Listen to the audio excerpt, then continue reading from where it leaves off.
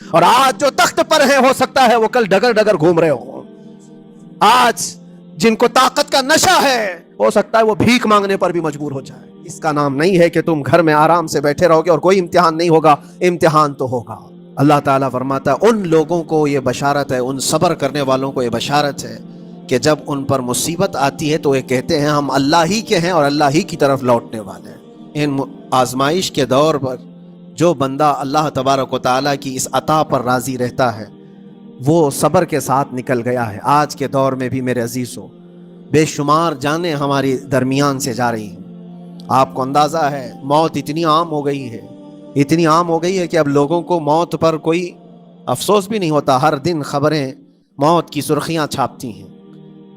100-200 کی موت کوئی معنی نہیں رکھتی. آج فلسطین کے نہتے بچوں میں تقریباً 45,000 لوگ سال بھر میں مر گئے. یہ جانوں کے ذریعے سے آزمائش تھی. مال کی کمی کی آزمائش تو ایسی ہے. ملک شام، یمن، بہت سارے ایسے ٹوٹے پھوٹے علاقے، عراق، جہاں پر لوگ کھانا اور دوائیوں سے جوجھ رہے ہیں اس طرح سے کہ وہ گھاس کھانے پر مجبور ہیں. بہت سارے ایسے علاقے جہاں پر چھوٹے بچے پھینکے ہوئے کچرے میں سے دانے چن کر کے کھا لیا کرتے. وہ اپنے پیٹ کی اس آگ کو بجھانے کے لیے دانے دانے کے لیے ترس رہے ہیں. یہ بھوک کی آزمائش ہے، مال کی کمی کی آزمائش ہے، جانوں کی آزمائش ہے. عزیزان گرامی وقار، اور پھر خوف کے ذریعے سے جو آزمائش ہے وہ ہم دیکھ رہے ہیں. آج خوف ظالموں کے ذریعے سے تم پر مسلط کیا جائے گا. ہر آدمی اپنے اندر ایک ڈر لیے بیٹھا ہے کہ نکلوں گا تو کیا ہو جائے گا.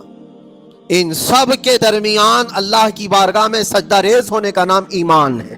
تمہارے ساتھ یہ آزمائش ہوتی رہے گی، کبھی بھوک سے، کبھی ڈر سے، کبھی جانوں کے نقصان سے، لیکن پھر تمہیں دیکھا جائے گا تم بکتے کتنے ہو، نکلتے کتنے ہو، ہواؤں کے پجاری کتنے ہیں، خواہشات نفس کو ماننے والے کتنے ہیں، اپنے کمفرٹ زون میں جینے کے لیے ایمان کا سودا کرنے والے لوگ کتنے ہیں. یہ آزمائش ہوتی رہے گی. میرے عزیزو، ایمان اس کا نام نہیں ہے کہ تم گھر میں آرام سے بیٹھے رہو گے اور کوئی امتحان نہیں ہوگا.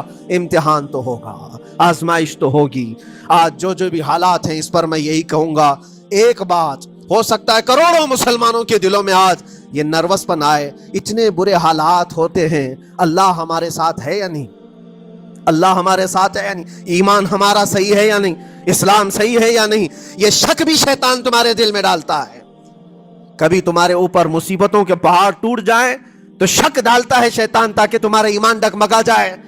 میرے عزیزو، مسلمان ہونے کا مطلب یہ نہیں ہے کہ تم صرف محلات میں جیو گے اور تخت و تاج کے مالک ہی رہو گے. ایسا نہیں ہے. ایمان والوں کو احد میں 70 جانیں بھی دینی پڑی ہے. اللہ اکبر. وہ رسول پاک صلی اللہ تعالیٰ علیہ وسلم کے شہدائی صحابہ جب احد کے میدان میں کھڑے تھے 70 صحابہ کی ایسے جانیں گئی ہیں. ایک صحابی ہیں حضرت انس بن نزیر، پورے جسم میں ایک انگلی کے علاوہ کچھ نہیں ملا، شہادت کی ایک انگلی سے ان کو پہچانا گیا. حضرت سعد بن ربیع، یہ ایسے صحابی ہیں جن کا پیٹ پورا پھاڑ دیا گیا تھا اور 12 نیزے مارے گئے تھے. وہ سید الشہداء امیر حمزہ بھی تو اسی احد کے میدان میں شہید ہوئے، جن کو بھالے سے مارا گیا اور چیر کر کے ان کا کلیجہ چبایا گیا تھا. عبداللہ بن جہش اسی میدان میں انتقال کیے ہیں جن کے جسم کے 80 ٹکڑے کر دیے گئے تھے اور ہر ٹکڑے کا ہار بنا کر ظالموں نے پہنا تھا. حضور پاک کے چہرے انور کو دیکھنے والے جب ان کے ساتھ یہ آزمائشیں ہو سکتی ہیں تو ہم کون سی گاجر مولی ہیں؟ ہمارے ساتھ بھی آزمائشیں ہوں گی. جس کا جیسا ایمان ہوگا ویسا وہ امتحان بھی دے گا، اسی امتحان سے وہ گزارا جائے گا. مگر میں آج کروڑوں مسلمانوں کے دلوں کے بارے میں یہ بات کہنا چاہتا ہوں کہ اگر نروس پن ہے کہ یہ حالات ایسے کیوں ہیں، حالات ہر زمانے میں ہوتے رہیں گے. ستیزہ کار رہا ہے ازل سے تا امروز، شرار ابو لہبی سے چراغ مصطفی. ہماری تاریخ ہے، یہ تاریخ ہے میرے عزیزو. اللہ تعالیٰ قرآن میں فرماتا ہے تِلْكَ الْأَيَّامُ نُدَاوِلُهَا بَيْنَ النَّاسِ.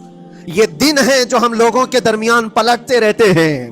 کبھی تم بادشاہ بنو گے، کبھی فقیر بن جاؤ گے. اور آج جو تخت پر ہیں ہو سکتا ہے وہ کل ڈگر ڈگر گھوم رہے ہوں. آج جن کو طاقت کا نشہ ہے ہو سکتا ہے وہ بھیک مانگنے پر بھی مجبور ہو جائے. لیکن ایک بات یاد رکھنا، نروس پن اپنے دل میں آنے نہ پائے. ان حالات سے دیکھ کر کے گھبرا نہ جانا. ایمان تمہارا سچا ہے، اللہ کل بھی تمہارے ساتھ، آج بھی تمہارے ساتھ.